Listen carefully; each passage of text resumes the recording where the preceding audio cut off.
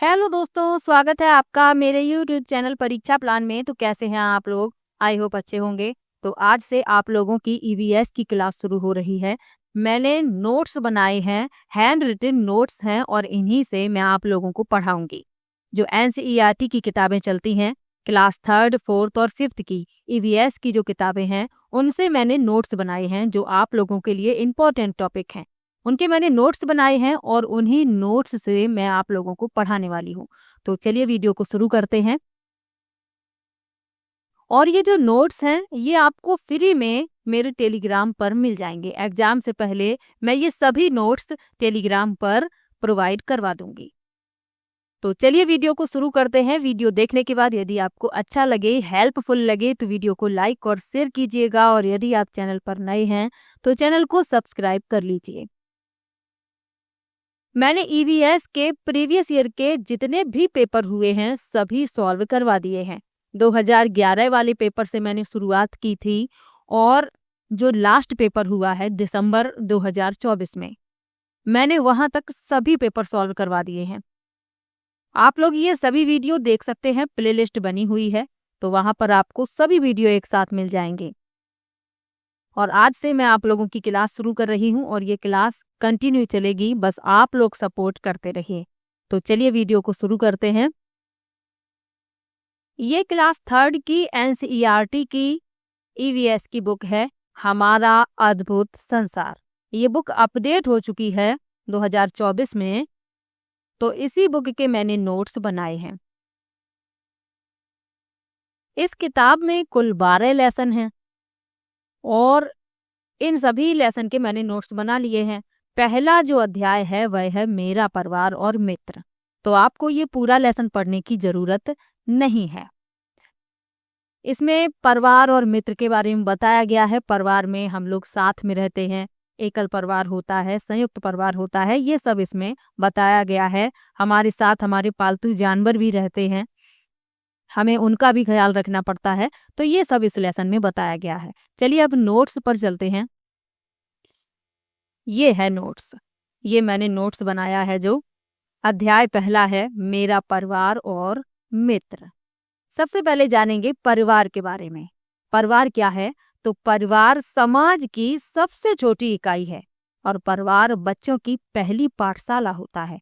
ये आपको याद रखना है, ये समाज की सबसे छोटी इकाई होती है और ये बच्चों की पहली पाठशाला भी है, क्योंकि हम लोग लिखना सबसे पहले घर पे ही सीखते हैं और माँ जो होती है वह बच्चे की पहली पाठशाला होती है। ये आप लोग जानते ही हैं, और नहीं जानते हैं तो जान लीजिए।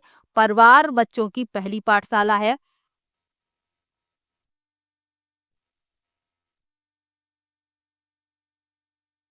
ये नोट्स है जो मैंने बनाया है।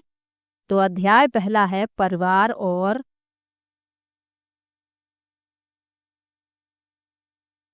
ये नोट्स है जो मैंने बनाया है। अध्याय पहला है मेरा परिवार और मित्र। अब इसमें जो महत्वपूर्ण तथ्य हैं वो मैंने लिखे हुए हैं। सबसे पहले लिखा है परिवार के बारे में। तो परिवार समाज की सबसे छोटी इकाई है, ये आपको याद रखना है। अगर प्रश्न पूछ लिया जाए कि समाज की सबसे छोटी इकाई किसे कहते हैं, तो परिवार को कहते हैं। और परिवार बच्चों की पहली पाठशाला होता है, ये आपको याद रखना है।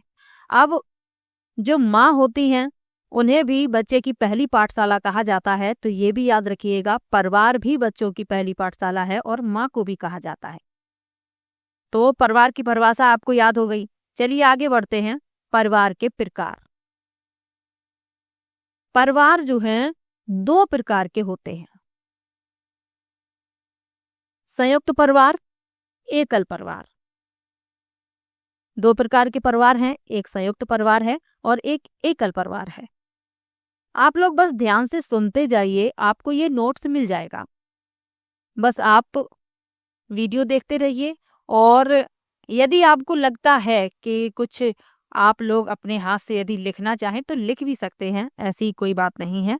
यदि आप खुद से बनाना चाहते हैं तो ये बहुत अच्छी बात है, आपको बार बार वीडियो देखने की जरूरत ही नहीं पड़ेगी।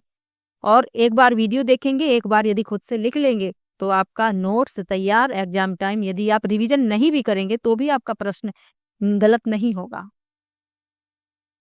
बिल्कुल सरल भाषा में मैंने ये नोट्स बनाए हैं।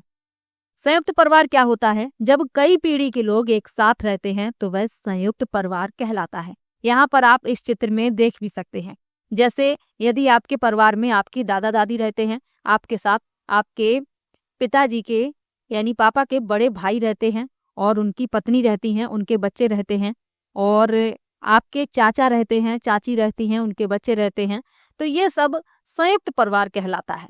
यहाँ आप चित्र में देख भी सकते हैं। तो जब कई पीढ़ी के लोग एक साथ रहते हैं तो वह कहलाता है संयुक्त परिवार। ये तो परिभाषा हो गई संयुक्त परिवार की। एकल परिवार क्या होता है? एक परिवार में पति पत्नी और उनके अविवाहित बच्चे रहते हैं, तो ये कहलाता है एकल परिवार। यहाँ पे होगा एकल।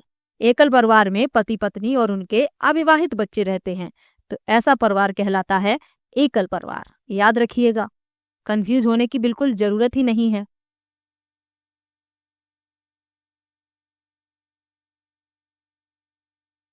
यहाँ आप चित्र में देख भी सकते हैं, माता पिता हैं और उनके बच्चे हैं। आप लोग किस प्रकार के परिवार में रहते हैं? कमेंट में जरूर बताइएगा। आपका संयुक्त परिवार है या आपका एकल परिवार है? चलिए आगे बढ़ते हैं। परिवार में सभी एक दूसरे से स्नेह करते हैं। बिल्कुल करते हैं। सभी एक दूसरे से प्रेम करते हैं, एक दूसरे का ख्याल भी रखते हैं। आगे लिखा भी है, परिवार में सभी एक दूसरे से स्नेह करते हैं और एक दूसरे का ध्यान रखते हैं। परिवार में जानवरों और पेड़ पौधों का भी ध्यान रखा जाता है। जैसे यदि आपने अपने घर में पेड़ पौधे लगा रखे हैं तो आपको उन पेड़ पौधों का भी ध्यान रखना पड़ेगा। और यदि आपके घर में कोई जानवर है, आपने कोई कुत्ता पाल रखा है, कोई बिल्ली पाल रखी है, या खरगोश है, या कोई भी पशु आपने अपने घर में पाला है, तो आपको उसका भी ध्यान रखना पड़ेगा। यहाँ आप देख भी सकते हैं, ये कुत्ता है, ये बच्चे हैं, माता पिता हैं। तो ये सभी जो परिवार में रहते हैं वो जो पालतू जानवर होते हैं उनका भी ध्यान रखते हैं, जो घर में वो पालते हैं। पेड़ पौधों का भी ध्यान रखते हैं। पेड़ पौधों को पानी देना, समय पर उनमें खाद देना, ये सब परिवार के सदस्यों का ही दायित्व होता है। चलिए आगे बढ़ते हैं। ये तो परिवार के बारे में आपने जान लिया, परिवार के प्रकार जान लिए। अब एक खेल होता है पीकाबू, और इस लेसन में इस खेल के बारे में बताया गया है, तो आप लोगों को भी जानना जरूरी है। पीकाबू क्या होता है? यह छोटे बच्चों के साथ खेला जाने वाला एक खेल है। इस खेल में पहले छिपते हैं और फिर अचानक से पीकाबू कहते हुए सामने आ जाते हैं। इस तरीके से बच्चे खेलते हैं इस खेल को, और इस खेल का उल्लेख इस लेसन में है, तो आप लोगों को जानना बहुत जरूरी है। चलिए आगे बढ़ते हैं। जो पहला लेसन है वह बहुत ही छोटा है और यहीं पर समाप्त होता है, और मैं एक वीडियो में 2 लेसन पढ़ाऊंगी, क्योंकि क्लास 3 के बाद क्लास 4 और क्लास 5 भी कंप्लीट करवाना है। तो क्लास 3 के जो 12 लेसन हैं 6 वीडियो में कंप्लीट हो जाएंगे। एक वीडियो में मैं 2 लेसन पढ़ाऊंगी, क्योंकि फिर आपको ईवीएस के अलावा और भी विषय तो पढ़ने हैं। सिर्फ ईवीएस ही तो नहीं है आप लोगों के पास पढ़ने के लिए। आपको सीडीपी भी पढ़ना है, आपको मैथमेटिक्स भी पढ़ना है, आपको अपनी लैंग्वेज भी तैयार करनी है। तो ईवीएस इसीलिए मैं जल्दी से कंप्लीट करवाती हूँ, और आप लोग अपने और सब्जेक्ट को भी टाइम दे पाएँ। मेरे चैनल पर आपको ईवीएस का पूरा कंटेंट मिलेगा, पहले भी मैंने पढ़ाया है। चलिए आगे बढ़ते हैं। जो अध्याय दूसरा है इसको भी इसी वीडियो में कंप्लीट करेंगे। अध्याय दूसरा है मेले में हम। इसमें मेले के बारे में बताया गया है। आप सभी लोगों ने मेला देखा होगा। तो सबसे पहले मेला क्या है इसके बारे में लिखा है मैंने। जब बहुत सारे लोग किसी एक जगह पर किसी सामाजिक, धार्मिक, व्यापारिक या अन्य कारणों से एकत्रित होते हैं तो उसे मेला कहते हैं। बहुत सारे लोग एकत्र होते हैं। कारण क्या हो सकता है? कारण हो सकता है या तो सामाजिक, या धार्मिक, या व्यापारिक, या अन्य कारण। तो जब बहुत सारे लोग एकत्रित होते हैं किसी एक जगह पर तो ये मेला कहलाता है। मेले के प्रकार क्या हैं? मेले भी कई प्रकार के होते हैं। जैसे मेले धार्मिक हो सकते हैं, मेले वाणिज्यिक हो सकते हैं, सांस्कृतिक हो सकते हैं, और खेल संबंधी हो सकते हैं। तो याद रखिएगा, मेले धार्मिक, वाणिज्यिक, सांस्कृतिक, खेल संबंधी हो सकते हैं। यहाँ मेले का चित्र आप लोग देख सकते हैं और ये चित्र मैंने NCERT की किताब से ही लिया है। यही चित्र आपको उन किताबों में मिलेगा। यहाँ आप देख सकते हैं मेले में झूला लगा हुआ है, खेल खिलौनों की दुकानें हैं, नारियल पानी वाला है, स्टेशनरी की दुकान है और यहाँ पर चूड़ियाँ बिक रही हैं, मिठाइयाँ बिक रही हैं, यहाँ पर भोजन भी है। तो इस तरीके से मेले का दृश्य है ये एक, जो आप इस चित्र में देख सकते हैं।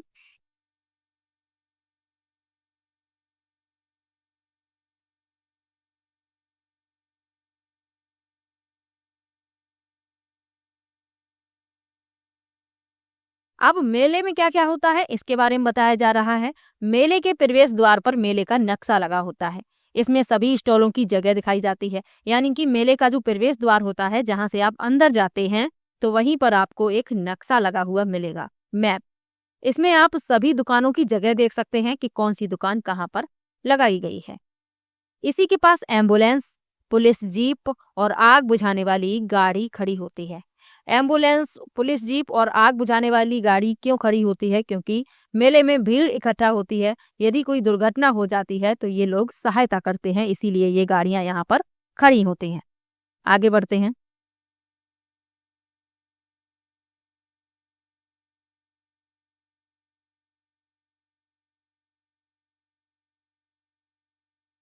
मेले में एक खोया और पाया बूथ भी बना होता है, जिसमें अपनी इच्छा से काम करने वाले लोग बैठे थे। यानी कि जो सामान किसी का खो जाता है या किसी को मिल जाता है तो एक खोया पाया बूथ बनाया जाता है और वहां पर जो लोग बैठते हैं वो अपनी इच्छा से वहां काम करते हैं। चलिए आगे बढ़ते हैं। आगे लिखा है, मेले में बड़े बड़े झूले लगे होते हैं और जादू का खेल, कठपुतली का खेल भी दिखाया जाता है। और झूला से ही तो पहचान होती है कि यहाँ पर मेला लगा हुआ है। दूर से दिखाई देता है बड़ा वाला झूला और बच्चों को भी आकर्षित करता है झूला। तो मेले में बड़े बड़े झूले होते हैं और जादू का खेल भी दिखाया जाता है, कठपुतली का खेल भी दिखाया जाता है। आगे लिखा है, मेले में खाने पीने का भी बहुत सारा सामान मिलता है। मेले में सुरक्षा को ध्यान में रखते हुए पुलिस के साथ खोजी कुत्ते भी होते हैं। तो सुरक्षा की दृष्टि से पुलिस के साथ खोजी कुत्ते भी मेले में रखे जाते हैं। यहाँ पर आप देख सकते हैं एक दृश्य जो है ये बाहर का है, जो मैंने अभी आपको बताया। ये प्रवेश द्वार है, यहाँ ये पार्किंग है, ये प्राथमिक चिकित्सा यहाँ पर दिखाया जा रहा है। और यहाँ पर आप देख सकते हैं ये खोया पाया बूथ है। ये यहाँ पर मेला की सूचना दी जाती है और ये प्रवेश द्वार है जहाँ से लोग अंदर जा रहे हैं। यहीं पर आपको नक्शा मिलेगा बाहर, तो आपको पता चल जाएगा कि कौन सी दुकान कहाँ पर है। ये गाड़ियाँ प्रवेश द्वार पर ही होती हैं, पुलिस जीप, एम्बुलेंस और फायर ब्रिगेड। और यहाँ पर आप देख सकते हैं पुलिस के साथ खोजी कुत्ता भी मेले में होता है। चलिए आगे बढ़ते हैं।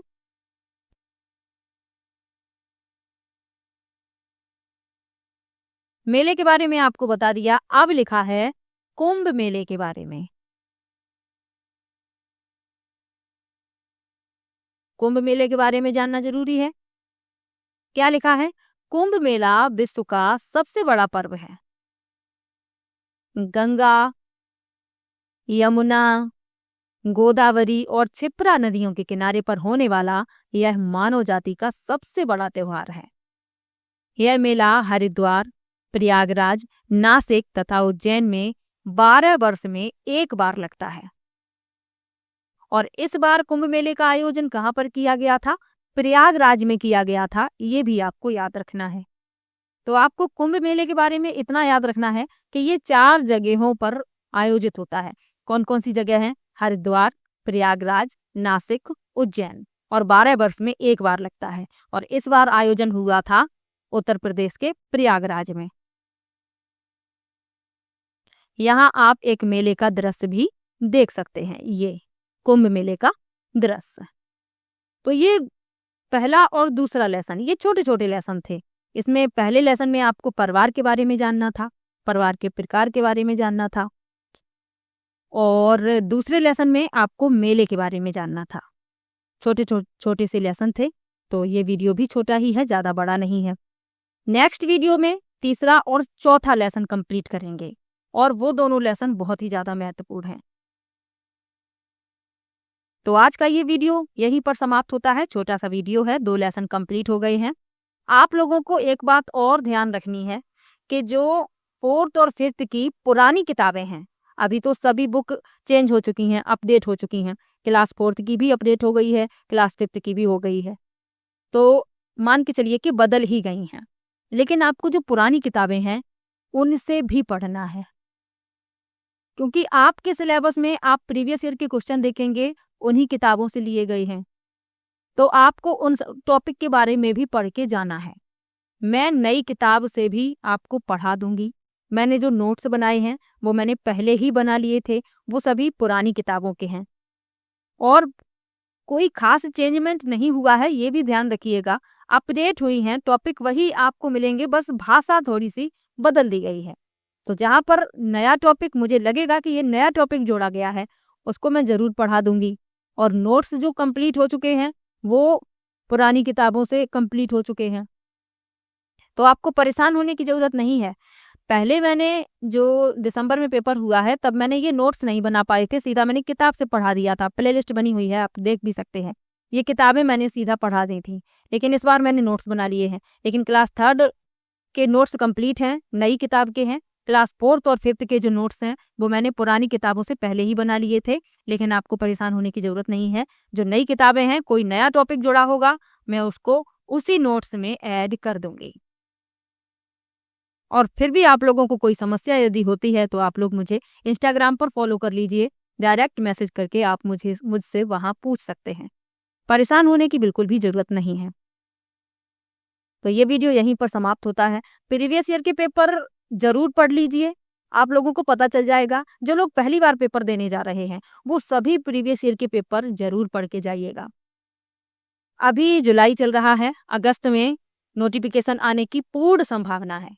दिसंबर में आपका एग्जाम होने की पूर्ण संभावना है, क्योंकि जुलाई में तो एग्जाम हुआ नहीं, अब दिसंबर में तो होगा ही, ये मान के चलिए।